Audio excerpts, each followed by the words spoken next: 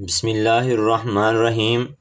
شب زفاف میں ہم بستری کرنے کا طریقہ، اس بارے میں حضرت محمد صلی اللہ علیہ وآلہ وسلم کا فرمان جاننے کے لیے اس ویڈیو کو آخر تک ضرور دیکھیے گا۔ شب زفاف میں پہلی ملاقات کے وقت ابتدا 2 رکعت شکرانہ کی نماز پڑھیں، مرد آگے کھڑا رہے، عورت پیچھے۔ نماز کے بعد خیر و برکت، محبت، آپسی میل ملاپ کی دعا کریں۔ حضرت عبداللہ ابن مسعود رضی اللہ تعالی عنہ سے مروی ہے، ایک شخص ان کے پاس آیا اور کہا کہ میں نے ایک باکرہ عورت سے نکاح کیا ہے اور مجھے ڈر ہے کہ وہ مجھے پسند نہ کرے اور دشمن تصور کرے۔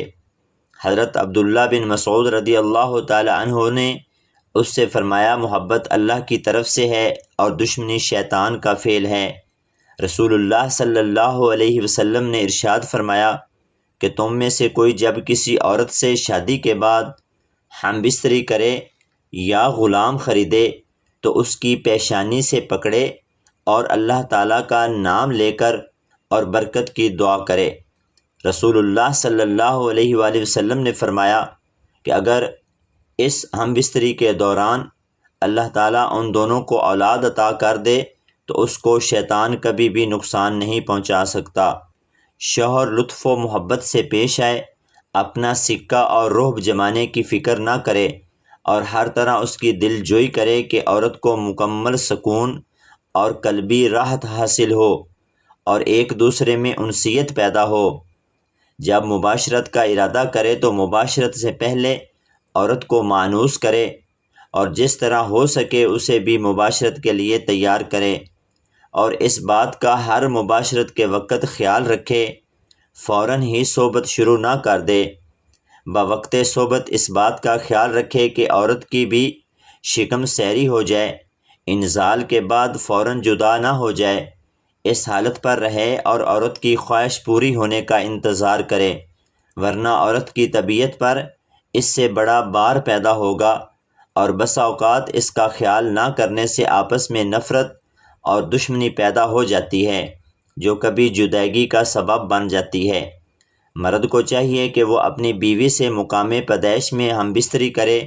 اللہ تعالیٰ کا یہ فرمان ہے کہ تمہاری عورتیں تمہاری کھیتی ہیں، تم اپنی کھیتی میں جس طرح چاہو آؤ۔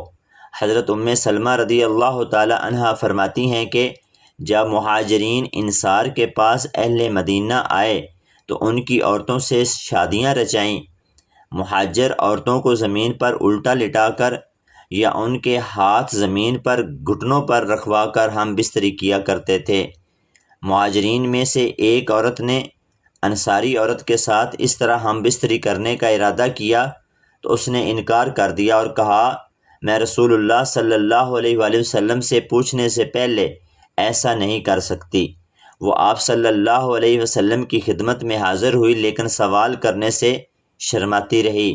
پھر آپ صلی اللہ علیہ وسلم نے ام سلمہ رضی اللہ تعالی عنہا سے پوچھا تو نبی کریم صلی اللہ علیہ وآلہ وسلم نے فرمایا، نہیں، مگر ایک ہی جگہ مقام پیدائش میں ہو۔ ابی رافع رضی اللہ تعالی عنہ روایت کرتے ہیں کہ ایک رات نبی کریم صلی اللہ علیہ وآلہ وسلم اپنی مختلف عورتوں کے پاس تشریف لے گئے۔ آپ نے ہر بیوی کے پاس علیحدہ غسل کیا۔ وہ کہتے ہیں کہ میں نے عرض کیا کہ اے اللہ کے رسول صلی اللہ علیہ وآلہ وسلم، آپ نے ایک ہی مرتبہ غسل کیوں نہ کر لیا؟ تو آپ صلی اللہ علیہ وآلہ وسلم نے ارشاد فرمایا کہ یہ غسل زیادہ اچھا اور زیادہ پاکیزہ ہے۔